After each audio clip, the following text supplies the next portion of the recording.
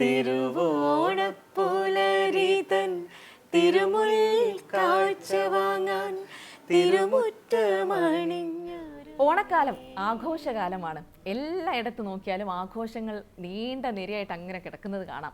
ഈ ഓണം എന്ന് പറയുമ്പോൾ നമുക്കറിയാം, പണ്ട് കാലത്ത് ഓണക്കാലമായി എന്ന് പറഞ്ഞ് വരവറിയിക്കുന്നത് ഓണപ്പൂത്തുമ്പികൾ, ഓണപ്പൊട്ടന്മാരെന്നൊക്കെ പറയും. പക്ഷേ ഇന്ന് അങ്ങനെയല്ല കേട്ടോ, പാട്ടുകളാണ്. കാരണം സോഷ്യൽ മീഡിയ ആണെങ്കിലും ടി വി ആണെങ്കിലും ഇനി റേഡിയോ ആണെങ്കിലും എവിടെ തുറന്നാലും ഓണം വൈബുള്ള പാട്ടുകൾ എത്തുമ്പോൾ നമുക്കറിയാം ഓണക്കാലമായിരുന്നു. അപ്പോൾ ഈ ഓണക്കാലം നമ്മൾ ഇന്ന് ആഘോഷിക്കാൻ പോകുന്നത് ഓണപ്പാട്ടുകൾക്കൊപ്പം ഓണവിശേഷങ്ങൾക്കൊപ്പമാണ്. അപ്പോൾ പാട്ട് പാടാൻ ഗായകർ വേണ്ടേ? ഉണ്ടല്ലോ. എൻ്റെ കൂടെ ഇന്ന് 2 പേരുണ്ട്, സിന്ധു പ്രേംകുമാർ, കെ നിഷാദ്. അപ്പോൾ അവരുടെ പാട്ടും ഓണവിശേഷങ്ങളൊക്കെ നമുക്കറിയാം. പക്ഷേ നമുക്കിന്ന് ഈ ചേച്ചി ഈ പരിപാടി തുടങ്ങുന്നതിന് മുമ്പ് നിഷാദേട്ടാ ഒരു പാട്ട് പാടി കളറാക്കി അങ്ങ് തുടങ്ങിയാലോ? തിരുവോണപ്പുലരിതൻ തിരുമുൽ കാഴ്ച വാങ്ങാൻ തിരുമുറ്റമണിഞ്ഞൊരുങ്ങി തിരുവേണി എഴുന്നള്ളും സമയമായി ഹൃദയങ്ങൾ അണിഞ്ഞൊരുങ്ങി ഒരുങ്ങി ഹൃദയങ്ങൾ അണിഞ്ഞൊരുങ്ങി. ഓണം വരുമ്പോൾ ഈ പാട്ട് കേട്ടില്ലെങ്കിൽ മനസ്സിനൊരു സുഖമില്ല. എന്തായാലും നല്ല ഉന്മേഷമായി. അപ്പൊ നമുക്ക് തുടങ്ങാം. അപ്പൊ എന്താന്ന് വെച്ചാൽ ഈ പാട്ട് പാടാൻ അറിയാത്തതിന്റെ ഒരു വിഷമം ഓണക്കാലത്ത് വല്ലാത്ത വിഷമമാണ്. കാരണം എവിടെ പോയാലും ഒരു ഓണപ്പാട്ട് പാടും എന്ന് എല്ലാവരും പറയാം. അപ്പൊ നമ്മളങ്ങ് പരാജയപ്പെട്ടു പോവാണ് അവിടെ. ഒരിക്കലും പരാജയപ്പെട. ഏത് മൂഡ് ഓണമൂഡ് അതെ അതെ. അല്ല എനിക്ക് ഇപ്പോഴത്തെ മ്യൂസിക് അല്ല എല്ലാവർക്കും പാടാൻ പറ്റും, നമുക്ക് ചേർന്ന് പാടാൻ പറ്റുന്ന. അപ്പൊ അത് ആ സങ്കടം മാറിയില്ലേ? അപ്പൊ ഇനി ആ പരാജയം എന്നുള്ള പരിപാടി ഇല്ല പാട്ടിന്റെ കാര്യത്തില്. നല്ല നല്ല വിശേഷങ്ങൾ. മ്യൂസിക് പരമായിട്ട് വളരെ നല്ലതാണ്. എന്നുവെച്ചാൽ 2-3 സിനിമകൾ ഇറങ്ങാനുണ്ട്, നമുക്ക് കൂടാണ്ട് അല്ലാതെ പ്രോജക്റ്റുകൾ വരുന്നുണ്ട്. പിന്നെ പ്രോഗ്രാംസ് ഇങ്ങനെ ഓണത്തിന്റെ എല്ലായിടത്തും പ്രോഗ്രാമുകളുണ്ട്. അപ്പൊ അതിങ്ങനെ എൻജോയ് ചെയ്തോണ്ടിരിക്കുന്നു. ഹാപ്പി ആണോ? എൻ്റെതും ഇങ്ങനെ പോണു. പുതിയ 2-3 വർക്കുകൾ ഇറങ്ങാനുണ്ട്. പിന്നെ പ്രോഗ്രാംസ് ആയിട്ടും ഒക്കെ ആയിട്ട് ഇങ്ങനെ എന്താ പറയാ, ആ ഓണ മൂഡിൽ ഇങ്ങനെ പോയിക്കൊണ്ടിരിക്കുകയാണ്.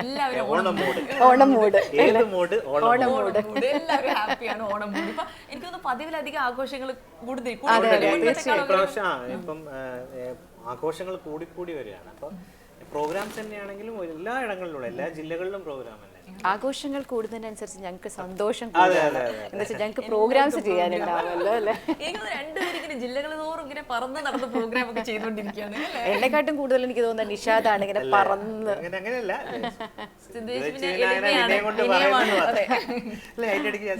എനിക്കൊരു കോമൺ, ഞാൻ ഇന്ന് ഇരുന്നപ്പോഴേ ഒരു കോമൺ ഒരു ഫീച്ചർ ഞാനിങ്ങനെ കണ്ടു.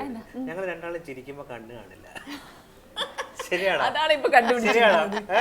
ശരിയാ, സത്യമായിട്ട് എല്ലാരും ഇപ്പൊ നോക്കിയപ്പോ ഞാനിങ്ങനെ. എനിക്ക് ഏറ്റവും സങ്കടമുള്ള ഒരു കാര്യം അതാണ് കേട്ടോ. എനിക്ക് ഞാൻ എപ്പോഴും വിചാരിക്കും എനിക്കൊരു ചൈനക്കണ്ണാണ് കിട്ടിയിരിക്കുന്നത്. അതുകൊണ്ട് എപ്പോഴും ഞാൻ ചിരിക്കുന്ന സമയത്ത് എപ്പോഴും എല്ലാവരും പറയും കണ്ണ് കാണുന്നില്ലല്ലോ ചേച്ചി. എനിക്കാണെങ്കിൽ ചിരിക്കാതെ ഇരിക്കാനും പറ്റില്ല. എനിക്ക് എപ്പോഴും ചിരിച്ചുകൊണ്ടിരിക്കണം. ഞങ്ങളൊന്നും കാണുന്നില്ലേ? അല്ല, കാണുന്നുണ്ട്, നിങ്ങളെ കാണുന്നുണ്ട്. പക്ഷെ എനിക്ക് ഈ കണ്ണിന് ഭയങ്കര ഒരുമാതിരി ഇടുങ്ങിയ മാതിരി തോന്നും. അതുണ്ടല്ലേ, ഇവിടെ ഉണ്ടല്ലേ. അപ്പൊ എനിക്ക് ഇന്ന് സന്തോഷമായി, എന്റെ കൂടെ ഒരാൾ ഇതേപോലെ ഒരാളുള്ളതുകൊണ്ട് സെറ്റായി ഓണം എന്ന്. ഇനിയിപ്പോ കണ്ണ് ചെറിയ ആളുകൾക്ക് പാടാൻ കൊടുത്ത കഴിവല്ലോ ദൈവം കൊടുത്തിട്ടുണ്ടോന്ന് അറിയില്ല.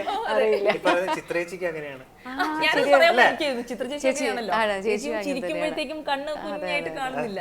ഞങ്ങൾക്കൊക്കെ അങ്ങനെയാണ്. ഒരു കോമൺ ഫീച്ചർ അവിടെ ഉണ്ടെന്ന് തോന്നുന്നു. നല്ല ആളുകൾക്കൊക്കെ കണ്ണ് കുറച്ച് ചെറുതായി. അങ്ങനെ പറയില്ല. ഓക്കെ, അപ്പൊ നമുക്ക് പാട്ടുകളിലേക്ക് തന്നെ വരാം. ഓണക്കാലത്ത് എവിടെയെങ്കിലും ഇപ്പൊ സ്റ്റേജ് പ്രോഗ്രാം ഒക്കെ ആകുമ്പോൾ ഓണപ്പാട്ടുകൾ തന്നെയാണോ കൂടുതലായിട്ട് പാടാറ്? അതോ അല്ല, ഓണപ്പാട്ട് നമ്മൾ തുടങ്ങിയിട്ട് പിന്നെ ഇടയ്ക്ക് ഇങ്ങനെ 1-2 പാട്ടുകൾ ഓണമായിട്ട് ബന്ധപ്പെട്ട് പാടുന്നല്ലാണ്ട് എപ്പോഴും അപ്ഡേറ്റഡ് പുതിയ പാട്ടുകൾ കേൾക്കാനുള്ള ആൾക്കാർക്ക്. ഇപ്പൊ ഓണത്തിന്റെ പുതിയ പാട്ടുകളുണ്ടെങ്കിൽ അത് പാടിക്കൊടുക്കും.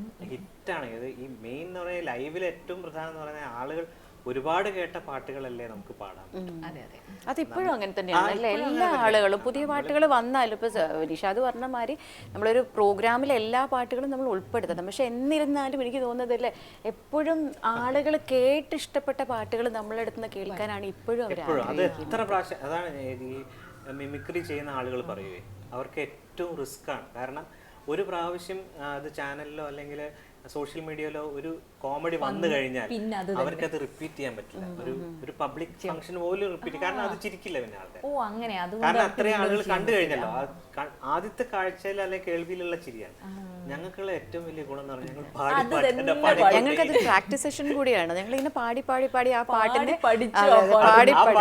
ആ പാട്ട് പാടിയില്ലെങ്കിലാണ് അവർക്ക് പരാതി, മറ്റത് അതല്ല. ശരിയാണ്, അതൊരു രണ്ട് തമ്മിലുള്ളൊരു വ്യത്യാസമാണല്ലേ. ശരി.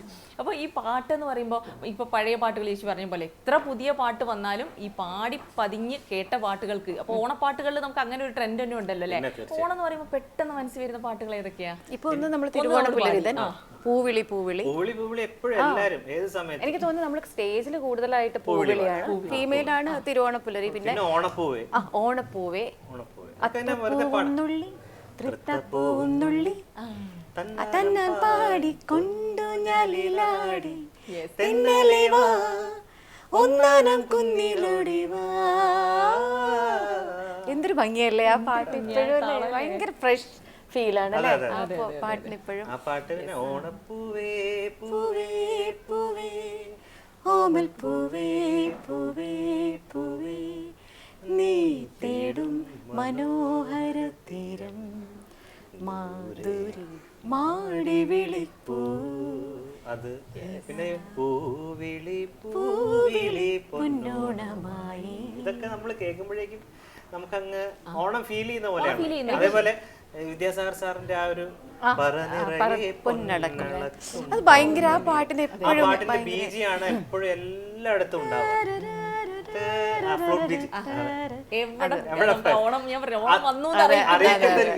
പിന്നെ എനിക്ക് തോന്നുന്നു പുതിയ പാട്ടില് തിരുവാവണി രാവ്, ഇങ്ങനെ ഓണത്തിന് ആ വരവ് എപ്പോഴും തിരുവാവണി രാവ്, ആ പാട്ട് എപ്പോഴും നല്ലൊരു പാട്ടാണ്. അത് കുറെ കാലം ഇല്ലേ, നമ്മുടെ പുതിയ കുറെ കാലത്തിന് ശേഷം ഓണത്തിന് വന്നിട്ടുള്ള ഒരു നല്ല പാട്ടാണ് തിരുവാവണി രാവ്. അതും ഈ പറഞ്ഞ പോലെ നമ്മുടെ ട്രെൻഡിങ് ലിസ്റ്റിലുള്ള. അപ്പൊ നിഷാദേട്ട, നമ്മൾ ഈ പാട്ടുകളിലേക്ക് വരുമ്പോ നിഷാദേട്ടന്റെ കാര്യം പറയുമ്പോ ആദ്യം നമ്മൾ ആ തിരക്കഥയിലെ പാട്ടാണ് എപ്പോഴും മനസ്സിലേക്ക് വരുന്നത് അല്ലെ. ഒരുപാട് തവണ എനിക്ക് തോന്നുന്നു എല്ലാ സ്റ്റേജ് ഷോകളിലും ഒക്കെ ആവശ്യപ്പെടുന്ന ഒരു പാട്ട് കൂടിയായിരിക്കും അല്ലെ. എത്ര വർഷം കഴിഞ്ഞാലും അവിടെ അങ്ങനെ ഒരു ഗായകൻ കയ്യൊപ്പ് പതിപ്പിച്ചിരിക്കുന്ന ഒരു പാട്ടാ അല്ലെ. അത് കേൾക്കുമ്പോ എപ്പോഴും നിഷാദേട്ട മാത്രമേ ഓർമ്മ വരുവാണല്ലോ ആ പാട്ട് കേൾക്കുമ്പോൾ.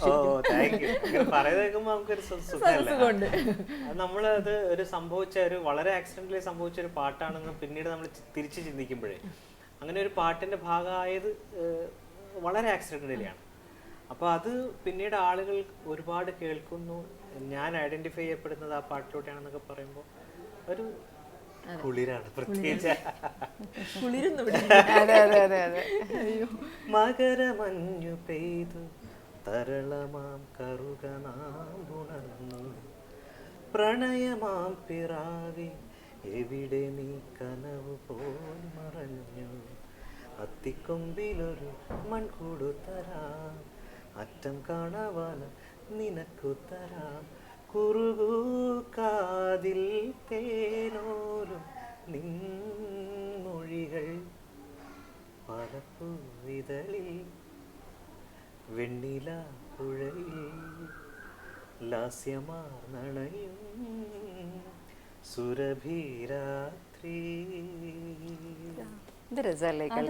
ഒരു പാട്ട് എഴുതുമ്പോൾ ആ പാട്ട് എഴുതുന്ന ആളുടെതാണോ ആ പാട്ട്, മ്യൂസിക് കൊടുക്കുന്ന ആളോ പാടുന്ന ആളുടെ ആണോ എന്നൊരു സംശയമുണ്ട്. കാരണം ഈ എഴുതി വെച്ചാലും മാത്രമേ ജീവൻ കൊടുക്കുന്ന ഒരു ഗായകനാണല്ലോ അല്ലേ. തീർച്ചയായിട്ടാണ്. പക്ഷെ ചിലപ്പോൾ ഞാനിങ്ങനെ ആലോചിക്കും, ഒരു പാട്ടുകാരൻ പാടി കഴിയുമ്പോഴേ അത് മേ ബി അത് എൻ്റെ ഒരു ഇതെന്താ ഇനി നന്നാക്കണം എന്നുള്ള തോന്നലുകൊണ്ടാണ് അറിയില്ല, എപ്പോഴും മ്യൂസിക് ഡയറക്ടറും ലിറിസിസ്റ്റും ആണ് അതിൻ്റെ മെയിൻ ആൾക്കാരും എപ്പോഴും നമ്മുടെ മനസ്സിൽ കിടക്കും. അപ്പോൾ ആ മ്യൂസിക് ഡയറക്ടറെ കാണുമ്പോൾ നമുക്കൊരു ഭയങ്കര ഒരു റെസ്പെക്റ്റും ഇതുമാണ്. കാരണം അവരുണ്ടാക്കിയൊരു പാട്ടല്ലേ, അത് നമ്മൾ പാടുന്നു എന്നുള്ളതാണ്. നമ്മൾ ഓഫ് കോഴ്സ് ആ പാട്ടുകാരൻ്റെ ഒരു കോൺട്രിബ്യൂഷൻ കൂടി ചേർന്നിട്ടുള്ള ഒരു നമ്മൾ എന്നെ സംബന്ധിച്ച് ഞാൻ അങ്ങനെ ചിന്തിക്കും. പക്ഷെ അത് ഒരു കോൺട്രിബ്യൂഷൻ ഉണ്ട്, പാട്ടുകാരുടെ കോൺട്രിബ്യൂഷൻ ഇല്ല എന്നല്ല ഞാൻ പറയുന്നത്. നമ്മളെ സംബന്ധിച്ച് അത് അങ്ങനെ ഒരു. പിന്നെ സിന്ധു ചേച്ചിയുടെ തന്നെയാണെങ്കിൽ ഒരുപാട് പാട്ട്, പക്ഷെ എൻ്റെ ചെറുപ്പകാലത്ത് ഞാൻ സൂചിപ്പിച്ച നേരത്തെ ചേച്ചിയുടെ ആ പാട്ട് മധുമഴയിലെ പാട്ട്, മധുമഴ എന്തൊരു തരംഗമായിരുന്നത്. അതെ, എപ്പോഴും എവിടെ സ്കൂളിലൊക്കെ പഠിക്കുന്ന കാലത്ത് എല്ലാ സ്ഥലത്തും അമ്മക്കുയിലെ എല്ലാരും കോമ്പറ്റീഷൻ മുഴുവൻ പാടുന്ന പാട്ടാണ്. ആ പാട്ട് കോമ്പറ്റീഷൻ ആയിരുന്നു കൂടുതലായിട്ട് പാടിയിരുന്നത്. ഞാൻ ശരിക്കും അന്ന് പാടുന്ന സമയത്ത് അന്നൊക്കെ നമുക്ക് കാസറ്റ്സ് ആണല്ലോ, ഇത്രയും സോഷ്യൽ മീഡിയ ഒന്നും ഇത്ര ഇതായിട്ടില്ലല്ലോ, അപ്പോൾ ഒരുപാട് ആൽബംസ് ഒക്കെ ആണല്ലോ അന്ന്. അപ്പം അന്നൊന്നും ഇത് ഈ പാടുന്ന സമയത്ത് ഇത്രയും കുട്ടികളൊന്നും അത് എടുത്ത് പാടുന്നൊന്നും ഒരിക്കലും വിചാരിച്ചിട്ടില്ല. ഇതൊരു കോമ്പറ്റീഷനിലൊന്നും പറ്റിയൊരു എന്താ വെച്ചാൽ ഒരു വളരെ ലൈറ്റ് ആയിട്ടുള്ള ഒരു സോങ്, അങ്ങനെ സെമി ക്ലാസിക്കൽ ആയിട്ടുള്ളതൊന്നുമല്ല, അങ്ങനെ സ്വരങ്ങളോ കാര്യങ്ങളോ ആലാപോ ഒന്നുമില്ല. പക്ഷെ അത് ഒരുപാട് കുട്ടികൾ അത് സ്റ്റേജിലെടുത്ത് പാടിയിട്ടുണ്ട്. സന്തോഷമാണ് അത് കേൾക്കുന്ന സമയത്ത്. കേൾക്കാനോ ഒത്തിരി നാളെ തീർച്ചയായിട്ടും. അമ്മക്കുയിലേ ഒന്നു പാടൂ, അമ്മിഞ്ഞ പാലിലൊന്നു നീരാടിക്കോട്ടെ. അമ്മക്കുയിലേ ഒന്നു പാടൂ, അമ്മിഞ്ഞ പാലിലൊന്നു നീരാടിക്കോട്ടെ. ഉറക്കമില്ലമ്മേ ഉറങ്ങാൻ, നിന്റെ താരാട്ടു കേട്ടൊന്നു മയങ്ങാൻ. ഉറക്കമില്ലമ്മേ ഉറങ്ങാൻ, നിന്റെ താരാട്ടു കേട്ടൊന്നു മയങ്ങാൻ. അമ്മക്കുയിലേ ഒന്നു പാടൂ, അമ്മിഞ്ഞ പാലിലൊന്നു നീരാടിക്കോട്ടെ. വളരെ ലക്കിയാണ്. ഈ ശബ്ദം കൊണ്ട് മാത്രമല്ല, സിന്ധു ചേച്ചി വർക്ക് ചെയ്ത സംഗീത സംവിധായകര് അല്ലേ, ആ ഒരു കാലഘട്ടത്തിൽ എല്ലാവരും ആഗ്രഹിക്കുന്ന ഒരുപാട് ലെജൻഡായ ആളുകൾക്കൊപ്പം സിന്ധു ചേച്ചി. ജോൺസേട്ടനാണ് ആദ്യം, ജോൺസേട്ടൻ്റെ കൂടെയാണ്. അതും ഈ പറഞ്ഞ മാതിരി ഒരു പ്രതീക്ഷയില്ലാതെ പോയതാണ്. ആദ്യം കൈതപ്രം സാറാണ്, സാറിനോടാണ് നന്ദി പറയേണ്ടത്. സാറിൻ്റെ കുറേ ഡിവോഷണൽ വർക്കുകൾ ഞാൻ ചെയ്തിട്ടുണ്ടായിരുന്നു. അപ്പോൾ സാറ് ഇങ്ങനെ പറഞ്ഞു, കാലിക്കറ്റ് അന്നൊക്കെ ഒരുപാട് റെക്കോർഡിങ്സ് നടക്കുന്നതല്ലേ. സ്റ്റുഡിയോയിൽ ഞാനൊക്കെ അന്ന് ട്രാക്ക് പാടാൻ പോയിക്കൊണ്ടിരിക്കുന്ന സമയത്ത് ഉണ്ടാവും സിന്ധു ചേച്ചി പാടിയിട്ട് അടുത്ത സ്റ്റുഡിയോയിലേക്ക് പോകണം, അടുത്ത സ്റ്റുഡിയോ റെക്കോർഡ്, അത് കഴിഞ്ഞ് വീണ്ടും തിരിച്ചു അങ്ങനെ ഒരു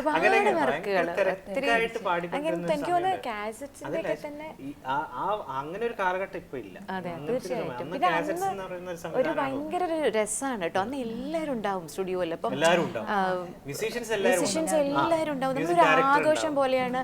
ഉച്ചയ്ക്കൊക്കെ ബ്രേക്ക് വരുന്ന സമയത്ത് നമ്മൾ ഫുഡ് കഴിക്കുക, എല്ലാവരും കൂടി കൂടിയിരുന്ന് തമാശകൾ പറയുക. അപ്പം അത് ആ ഒരു ബോണ്ടിങ് അല്ലേ, അന്ന് വല്ലാത്തൊരു അതൊരു ഇതായിരുന്നു.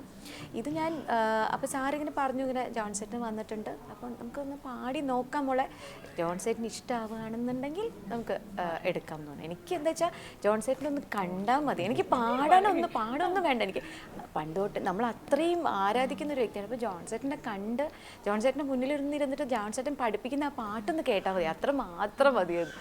അങ്ങനെ പോയി മ്യൂസിക് സിറ്റിയിൽ വെച്ചിട്ടായിരുന്നു, കാലിക്കറ്റ് മ്യൂസിക് സിറ്റിയിലായിരുന്നു. അന്ന് എനിക്കിപ്പോഴും ഓർമ്മയുണ്ട്, ഞാൻ ഒരു 7 മണിയൊക്കെ ആകുമ്പോഴാണ് ഞാൻ എത്തുന്നത്. ആ സമയത്താണ് വിളിക്കുന്നത്. അന്ന് ജോൺസേട്ടനും ഉണ്ട്, ചേച്ചി റാണി ചേച്ചിയുണ്ട് കൂടെ. അപ്പോൾ ജോൺസേട്ടൻ ഇങ്ങനെ അവിടെ മ്യൂസിക് സിറ്റീൻ്റെ താഴത്ത് കാർപ്പറ്റാണല്ലോ, അവിടെ ഇങ്ങനെ ഇരുന്ന് പാടി ആ ഹാർമോണി വെച്ചിട്ട് ജോൺസേട്ടൻ പാടുന്ന കേൾക്കാൻ തന്നെ എന്തൊരു രസം. ഞാനിങ്ങനെ പാട്ടൊന്നും അല്ല അന്ന് പഠിച്ച, ജോൺസേട്ടൻ്റെ മുഖത്തേക്ക് എന്നെ ഇങ്ങനെ നോക്കിയിരിക്കുന്നു, അതിനെ പാടി പ്രത്യേക ബ്യൂട്ടിയാണ്. അതെ, ആ ഒരു പുള്ളി ഇങ്ങനെ പറഞ്ഞു തരുമ്പോഴേ നമുക്കിങ്ങനെ അതിങ്ങനെ അറിയാതെ തന്നെ നമ്മുടെ മനസ്സിലേക്ക് അങ്ങോട്ട് എത്തും. അങ്ങനെയാണ് ഫസ്റ്റ് റെക്കോർഡിങ്. ഞാൻ ആദ്യമായിട്ട് പാടുന്നത് ശ്രീലക്ഷ്മി എൻ്റെ ഒരു പുള്ളുവൻ സോങ് ഉണ്ട്, ശ്രീലക്ഷ്മി പുള്ളുവൻ കുടം കൊട്ടിക്കൊണ്ട് പാടുന്ന ഒരു വിഷ്ണു ഭഗവാന്റെ, അതാണ് ആദ്യം പാടുന്നത്. അങ്ങനെ അത് പാടി പിന്നെ ഒരു പാട്ടും കൂടി പാടണം എന്ന് പറഞ്ഞു. അങ്ങനെ ഭൂതക്കണ്ണാടി ലോഹിതദാസ് സാറിൻ്റെ. അതെ അതെ തീർച്ചയായിട്ടും. തല ചായ്ക്കാനൊരു താഴ്വാരം, നീലാകാശം മണിമേട, ഋതുമതിരാവിന് ഞൊറിഞ്ഞൊടുക്കാൻ നല്ല വെണ്ണില കോടിയും മിന്നും താലിയും. തല ചായ്ക്കാനൊരു താഴ്വാരം, നീലാകാശം മണിമേട. എനിക്കൊരു കാര്യം കൂടി പറയണ്ടായില്ലേ, എന്നെ അധ്യാപകൻ, എന്റെ സംഗീത അധ്യാപകൻ ശ്രീധരൻ മുണ്ടങ്ങാടാണ് അതിന്റെ മെയിൽ പോർഷൻ.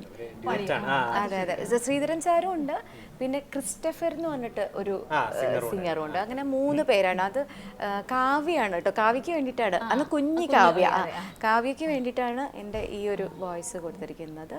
പിന്നെ മാള അരവിന്ദ്, അവരൊരു എന്താ പറയുക, ഒരു നാടോടികളുടെ ആ ഒരു വിഷ്വലാണ് അതിൽ പോണത്. അതാണ് ഫസ്റ്റ് ആയിട്ട്. പിന്നെ അങ്ങനെ വലിയൊരു ഇതിലൊക്കെ വരുമ്പോഴേ നെർവസ് ആയോ എന്ന് ചോദിച്ചാൽ ഉണ്ട്, പക്ഷെ എനിക്കിത് ഞാൻ സ്ട്രെയിറ്റ് ആണെന്നുള്ളത് ഒരു ഇതിലല്ലല്ലോ പാടുന്നത്. നമ്മൾ പാടുന്നു, പിന്നെ പാടുന്നു, മാഷക്ക് ഇഷ്ടമെങ്കിൽ മാത്രമേ എടുക്കുന്നുള്ളൂ എന്നാണല്ലേ പറഞ്ഞത്. അപ്പോൾ ആദ്യമായിട്ടൊരു ഫിലിമിൽ നമ്മൾ നമ്മുടെ വോയിസ് പാടാന്ന് പറഞ്ഞിട്ട് അത് പേടിയോടുകൂടി തന്നെയാണ് പാടുന്നത്. പക്ഷെ എന്താ വെച്ചാൽ ഇതിൻ്റെ ഒരു എക്സ്പീരിയൻസ് വേറെ തന്നെയല്ലേ. നമ്മൾ ഫിലിമിൽ ഇതുവരെ നമ്മളിപ്പോൾ കാസറ്റ്സ്, ഡിവോഷണൽ കാസറ്റ്സും ഒക്കെ, ഇതെന്താ വെച്ചാൽ നമ്മൾ ഈ ഒരു ഫിലിമിൽ പാടുന്ന ഒരു എക്സ്പീരിയൻസ് ഒരു വ്യത്യാസം തന്നെയാണ്. ആ വിഷ്വലിനാണല്ലോ നമ്മുടെ പാട്ട് പോകുന്നത്. പക്ഷേ ഇത് ഓക്കെ ആണോ ഇല്ല എന്നറിയാത്തത് കൊണ്ട് അങ്ങനെ വലിയൊരു പേടിയിലല്ല പാടിയത്. വളരെ സന്തോഷത്തിലായിരുന്നു ഒന്ന് പാടിയിരുന്നത്. അതങ്ങോട്ട് കേറി. അതെ, അതങ്ങനെ കയറി 3 പാട്ട് പാടാൻ പറ്റി. വിദ്യാരമാഷ്ട ഇവിടെ ഒരു പുള്ളൻ സോങ് ഉണ്ടായിരുന്നു.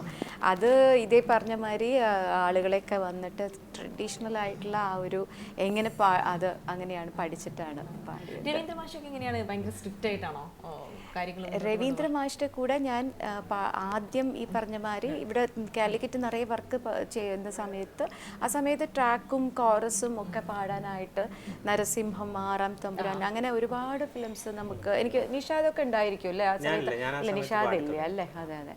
അപ്പം അങ്ങനെ സാറുമായിട്ട് അന്ന് പക്ഷെ നമ്മൾ സ്ട്രെയിറ്റ് അല്ല, കോറസ് ആ സെക്ഷനും പിന്നെ ഞാൻ ട്രാക്ക് പാടിയിട്ടുണ്ട് സാറിന് വേണ്ടിയിട്ട്. അപ്പോൾ പോയപ്പോൾ ഭയങ്കര ഇതായിരുന്നു. രവീന്ദ്ര മാഷ് എത്തുമ്പോൾ നേരിട്ട് പാടുമ്പോൾ എനിക്കിങ്ങനെ പടപെടാന്ന് അടിക്കായിരുന്നു. ഞാനും മഞ്ജരി ഉണ്ടായിരുന്നു. പക്ഷെ സാറ് ഭയങ്കര കൂളാക്കിയിട്ടാട്ടോ ഞങ്ങളെ പാടിപ്പിച്ചത്. അത് ഒരു എന്താ പറയുക, ഒരു ഭജൻസ് പോലെയാണ്. 2 കുട്ടികളാണ്. അപ്പം ആര് തുടങ്ങണം എന്നുള്ള ഒരു കൺഫ്യൂഷൻ ഉണ്ടായിരുന്നു. അപ്പം മഞ്ജരി തുടങ്ങിയാൽ എനിക്ക് സങ്കടമാവോ, ഞാൻ തുടങ്ങിയാൽ മഞ്ജരി, സാറ് അത് അങ്ങനെ ഒരു ഇത് സാറ് തന്നു കഴിഞ്ഞാലേ നമുക്ക് അതൊരു വിഷമാവോ എന്ന് പറയുമ്പോൾ സാറ് കൊണ്ട് നമുക്ക് ടോസ് ഇട്ട് നോക്കിയിട്ട് പാടാം. അങ്ങനെ ടോസ് ഇട്ട് നോക്കി. പക്ഷെ മഞ്ജരിക്കാണ് ആ നറുക്ക് വീണത്. മഞ്ജരി പാടി തുടങ്ങി. രണ്ടുപേർക്കും ഒരു കോമൺ അല്ല, ആകാശവാണി അല്ലേ? ആകാശവാണി രസമായിരുന്നു കേട്ടോ. അത് ഭയങ്കര രസകരമായ, കാരണം ലൈവ് റെക്കോർഡിംഗ് എന്ന് പറയുന്ന ഒരു സംവിധാനം ഞാനൊക്കെ എക്സ്പീരിയൻസ് ചെയ്യുന്ന ആകാശവാണി. തീർച്ചയായിട്ടും ഞാനും. ബാക്കിയെല്ലാം ട്രാക്കുകൾ നമ്മൾ പല സമയങ്ങളായിട്ട് പാടുന്നു. അത് അല്ലാതെ എല്ലാവരും ചേർന്ന് ഇരുന്നു കൊണ്ട് ഒരുമിച്ച് ഒരു ടേക്ക് എന്ന് പറയുന്നത്, അതിൽ ഒരാൾ തെറ്റി ആദ്യം മുതലേ എടുക്കണം. ഇത് പറഞ്ഞ മാതിരി ഫസ്റ്റ് തൊട്ടേ എടുക്കണല്ലോ. ഒരാളെ തെറ്റിച്ച ആദ്യം മുതൽ എടുക്കണം. വീണ്ടും പാട്ടുകാരെ തെറ്റിച്ചാലും എടുക്കണം. പിന്നെ അതുപോലെ അവിടെ നമുക്ക് പ്രാക്ടീസ് ഇങ്ങനെ നടന്നുകൊണ്ടിരിക്കും. അത് ഇപ്പോൾ ഓർക്കസ്ട്രയ്ക്ക് നമ്മൾ അത് ട്യൂൺ ചെയ്യുന്ന സമയത്താണെന്നുണ്ടെങ്കിലും പഠിച്ച് കഴിഞ്ഞിട്ട് ഓർക്കസ്ട്രയ്ക്ക് വേണ്ടിയിട്ട് ഓരോ ഇൻസ്ട്രുമെന്റ്സ് അവർക്ക് വേണ്ടിയിട്ടെല്ലാം നമ്മൾ പ്രാക്ടീസ് പാടിക്കൊണ്ടിരിക്കണം. അവർക്ക് രസമാണത്. പഴയ റെക്കോർഡിങ്സ് ഇങ്ങനെ പറഞ്ഞു കേട്ടിട്ടല്ലേ ഉള്ളൂ നമ്മളപ്പോൾ അത് എക്സ്പീരിയൻസ് ചെയ്യുന്ന ആകാശവാണിയിൽ മാത്രം. പിന്നീട് ഇപ്പോൾ ആകാശവാണി ട്രാക്കാക്കി. അതിനുശേഷം പിന്നെ ഇതിലേക്ക് കയറിയപ്പോൾ എന്ന് വെച്ചാൽ നമുക്ക് ഈ കൂട്ടായ്മ നഷ്ടപ്പെടുന്നത് മാത്രമേ ഉള്ളൂ. അല്ലാതെ കണ്ട് എളുപ്പമാണ്, ബാക്കി കാര്യങ്ങളൊക്കെ എളുപ്പമാണ്. കാരണം നമുക്ക് ഇഷ്ടമുള്ള പോലെ പാടിയെടുക്കാം എന്നുള്ള ഒരു സൗകര്യം. ടൈമിനും പോവാം, നമ്മുടെ ടൈമിനനുസരിച്ച് പോവാം. മറ്റേത് വെച്ചാൽ ആ ഒരു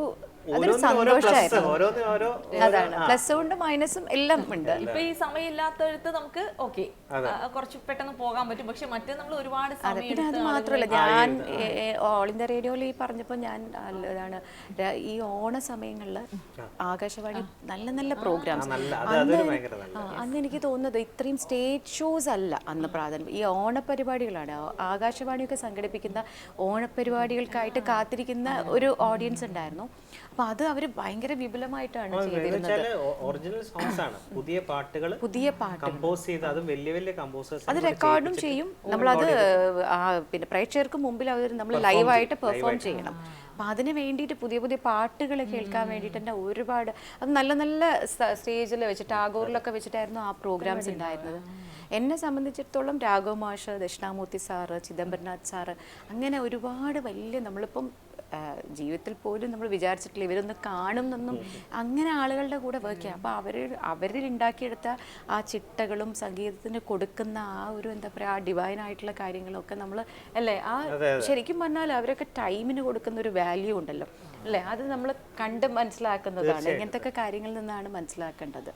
എത്ര വലിയ ആളുകളാണെങ്കിലും ആ 9 മണി 8 മണി എന്ന് പറഞ്ഞാൽ രാഗമാഷൊക്കെ നൊട്ടേറ്റ് ചെയ്ത് ശരിക്കും അതവിടെ നമ്മുടെ മുന്നിലുണ്ടാവും. ഓരോ മ്യൂസിക് ഡയറക്ടേഴ്സിനും ആ നൊട്ടേഷൻ അങ്ങനെ കൊടുക്കും സാറ് കറക്റ്റായിട്ട്. അപ്പോൾ അതാണ് അവരൊക്കെ ഡിസിപ്ലിൻ ഉണ്ടല്ലോ, അതൊക്കെ നമുക്ക് മനസ്സിലാക്കേണ്ട കാര്യങ്ങൾ തന്നെയാണ്, ഇത്രയും വലിയ വലിയ ആളുകളായിട്ട് പോലും. ഇപ്പൊ രണ്ടുപേരും ഇങ്ങനെ സംസാരിച്ചതെന്ന് എനിക്ക് തോന്നിയിട്ടുള്ളത് അന്നത്തെ ആ കോഴിക്കോടിന് ഞാനിങ്ങനെ ഇമാജിൻ ചെയ്യായിരുന്നു, എപ്പോഴും റെക്കോർഡിങ്ങും പാട്ടും ഒക്കെ ഉള്ളൊരു ആകാശവാണിയൊക്കെ വളരെ സജീവമായ ഒരു കാലം. പക്ഷെ അങ്ങനെ ഒരു കാലത്ത് നിന്ന് കുറെ മാറ്റം വന്നു അല്ലേ? കുറേ മാറ്റം വന്നു. പക്ഷെ വേറൊരു രീതിയിൽ നമുക്ക് മ്യൂസിക്കിനെ വേറൊരു എക്സ്പാൻഡഡ് എന്ന് പറയുന്ന അല്ലെങ്കിൽ ഒരു ഇന്നോവേറ്റീവ് വേയിൽ ഇവിടെ ഒരുപാട് കാര്യങ്ങൾ നടക്കുന്നുണ്ട്. നമ്മൾ ചിലരൊക്കെ അറിയുന്നുണ്ട്, ചിലരറിയുന്നില്ല. പബ്ലിക്കലി അല്ലെങ്കിൽ പോലും ഒരുപാട് കൂട്ടായ്മകൾ, മ്യൂസിക്കിന് വേണ്ടിയിട്ടുള്ള കൂട്ടായ്മകൾ ഇവിടെ നടക്കുന്നുണ്ട്. അത് നമുക്ക് സോഷ്യൽ മീഡിയയിലൂടെ അറിയാൻ പറ്റുന്നുണ്ട്. ചിലതിൽ നമുക്ക് പെർഫോം ചെയ്യാനും പറ്റും. അത് അങ്ങനത്തെ കുറേ ഗസൽ പോലത്തെ അല്ലെങ്കിൽ ഒരു അങ്ങനത്തെ ഒരു പുതിയ തലം, സംഗീതത്തിൻ്റെ പുതിയ തലങ്ങളെ എക്സ്പ്ലോർ ചെയ്യുന്ന തരത്തിലുള്ള ഒരുപാട് വേദികൾ ഇവിടെ നടക്കുന്നുണ്ട്. അന്ന് അത് ഉണ്ടായിരുന്നു. അന്ന് എന്താ പറയുന്ന ഈ മെഹഫിലുകൾ ഒരുപാട്, മെഹഫിലുകൾ കോഴിക്കോട് എന്ന് പറയുമ്പോൾ നമ്മളെപ്പോഴും മെഹഫിലിന്റെ ഒരു ഇതാണ് അത് അതും നടക്കുന്നുണ്ട്. മെഹഫിൽസും ഇപ്പോഴും ഉണ്ട്. അതായത് വേറൊരു വിഭാഗം തന്നെ ഈ പറയുന്ന റെക്കോർഡിങ്സിന്റെ ആ ഒരു സുവർണ്ണ കാലഘട്ടമാണ് കോഴിക്കോട് കേട്ടോ. അപ്പൊ അത് കുറഞ്ഞോന്ന് എനിക്ക് സംശയം. വർക്കുകൾ കുറെ കുറഞ്ഞു അല്ലേ? ഇപ്പൊ ഗിരീഷേട്ടന്റെ കാര്യം പറയുമ്പോൾ ഗിരീഷേട്ടന് നമുക്ക് ഗിരീഷേട്ടനെ ഓർക്കേണ്ട ഒരാളാണിത്. വടക്കുന്നാഥൻ തീർച്ചയായിട്ടും ആ ഗിരീഷേട്ടനാണ് എന്നെ വടക്കുന്നാഥന് രവീന്ദ്ര മാഷ് പരിചയപ്പെടുത്തുന്നതും. അതങ്ങനെയല്ല, ഒരു സോങ്ങിനായിട്ട് ഞാൻ ഗിരീഷേട്ടൻ്റെ ഒരു കവിതയുടെ ഒരു പ്രോഗ്രാം ഉണ്ടായിരുന്നു. അതിനിങ്ങനെ പാടിയപ്പോൾ എൻ്റെ അടുത്ത് പറഞ്ഞു, മോളെ ഞാൻ അടുത്തൊരു ഒരു ഫിലിം ചെയ്യുന്നുണ്ട്, അപ്പോൾ അതിൽ നിനക്ക് എന്തായാലും ഞാൻ ഒരു പാട്ട് വെച്ചിട്ടുണ്ട്. തുള്ളിച്ചാടി, അത് ആരാ എന്താണെന്നൊന്നും അറിയില്ലായിരുന്നു. പക്ഷെ അത് കറക്റ്റായിട്ട് കേട്ടോ ഗിരീഷേട്ടൻ പക്ക അത് വിളിച്ചു പാടിപ്പിച്ചു. ഗിരീഷേട്ടൻ്റെ ഒരു അങ്ങനത്തെ കുറച്ച് നന്മകൾ ഗിരീഷേട്ടനുണ്ട്. ഒരു എന്താ പറയുക, ഒരു വാക്ക് കൊടുത്താൽ അത് അവർക്ക് പാട്ട് കൊടുക്കുക എന്നൊക്കെയുള്ള. മഞ്ചരിക്കും അങ്ങനെ അങ്ങനെ വന്നത് എനിക്ക് അങ്ങനെ അറിയില്ല, പറഞ്ഞു കേട്ടിട്ട്. ഗിരീഷേട്ടൻ്റെ എനിക്ക് ആലോചിക്കുമ്പോൾ ഗിരീഷേട്ടൻ ലാസ്റ്റ് ചെയ്ത് ഘനശ്യാം എന്ന് പറഞ്ഞിട്ട്, അതിൽ നിഷാദ് പാടിയിട്ടുണ്ടോ ആ കാസറ്റ്? ഘനശ്യാം, ഒരു ഗുരുവായൂരപ്പൻ്റെ പാട്ടുകൾ. അത് എനിക്ക് തോന്നുന്നു ഗിരീഷേട്ടൻ ട്യൂണും ലിറിക്സും എല്ലാം ഗിരീഷേട്ടൻ ചെയ്തായിരുന്നു. അയ്യോ, അത് എനിക്ക് ഇപ്പോഴും ഓർമ്മയുണ്ട്. അത് ഞാൻ പാടിയത് ഗുരുവായൂർ കണ്ണനു ചാർത്താൻ നീല പൂമ്പീലേ തിരുമാറിൽ വനമാല എന്ന് പറഞ്ഞിട്ട് നല്ലൊരു പാട്ടായിരുന്നു കേട്ടോ. അത് ഇപ്പോഴും ഓർമ്മയുണ്ട് എനിക്ക്. ഗിരീഷേട്ടൻ പാടിപ്പിക്കുകയാണ് നമ്മളെ അവിടെ.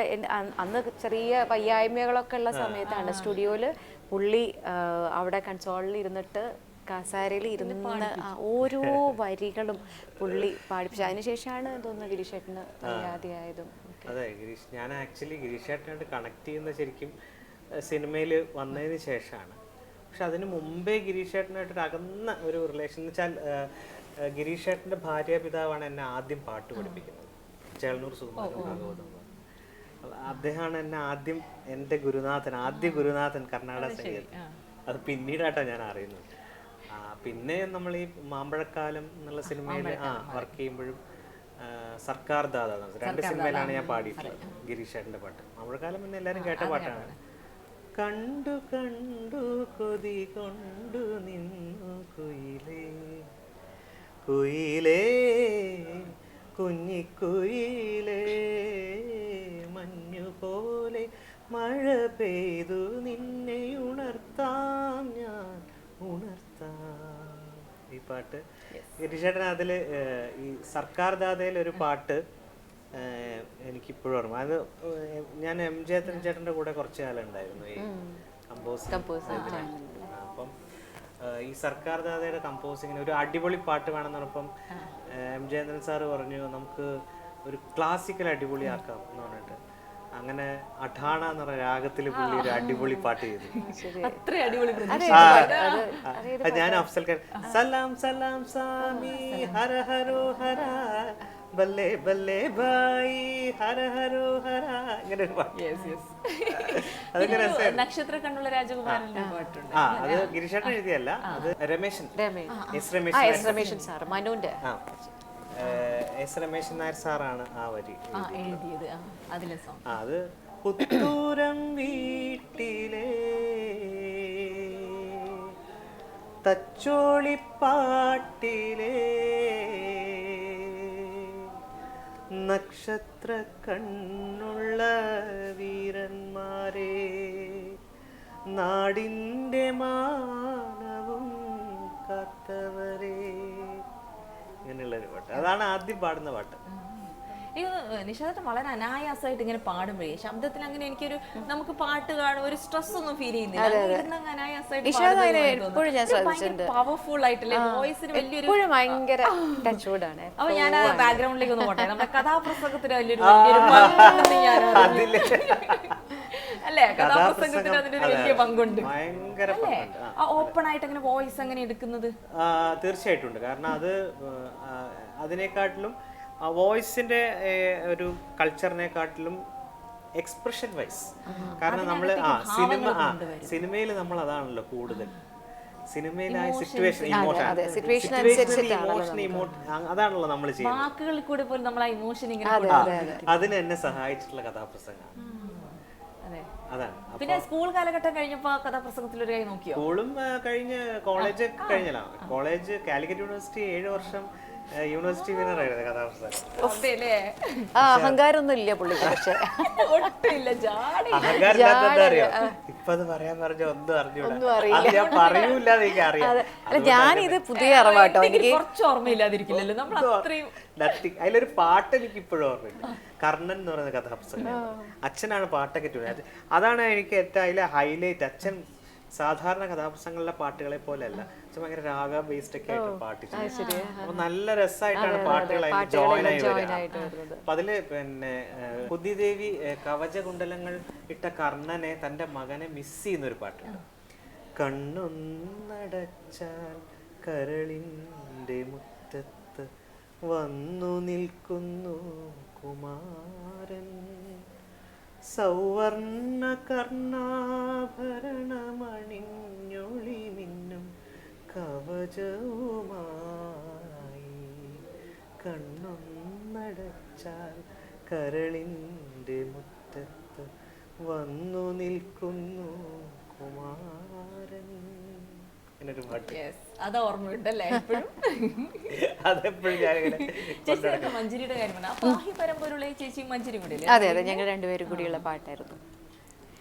പാഹി പരമ്പൊരുളേ ശിവ ശിവനാമജപൊരുളേ വരവർണ്ണിനി ശുഭകാമിനിയുമതൻ പതിയെ, വരവർണ്ണിനി ശുഭകാമിനിയുമതൻ പതിയെ, ചന്ദ്രകലാധര സങ്കടനാശക സന്തതമുണരുക നീ, ശിവ ശിവ ശിവ ശംഭോ ശംഭോ ഹര ഹര ഹര ശംഭോ, പാഹി പരമ്പൊരുളേ ശിവ ശിവനാമജപൊരുളേ, പാഹി പരമ്പൊരുളേ ശിവ ശിവനാമജപൊരുളേ. ചേച്ചി ഭയങ്കര ഭക്തയാണോ? അങ്ങനെയല്ല, എല്ലാ ഭക്തിഗാനങ്ങൾക്കും ഒടുക്കത്തെ ഇമോഷൻ, കൊറേ പാട്ടുകൾ പാടിയിട്ടുണ്ട്. അത് പണ്ട് എത്ര വർഷം മുമ്പ് പാടിയ പാട്ടാണ്. അതെനിക്ക് ഇപ്പോഴും എന്റെ വോയിസ്, പക്ഷെ അതിൽ കേൾക്കുമ്പം എനിക്കൊന്ന് കുറേ മുമ്പ് പാടിയതല്ലേ. ചിരിത്തൂകി കളിയാടി വാവാ കണ്ണാ എൻ ഗുരുവായൂരമ്പാടി കണ്ണാ വാവാ കണ്ണാ കണ്ണാ കണ്ണാ കണ്ണാ, ചിരിത്തൂകി കളിയാടി വാവാ കണ്ണാ എൻ ഗുരുവായൂരമ്പാടി കണ്ണാ വാവാ.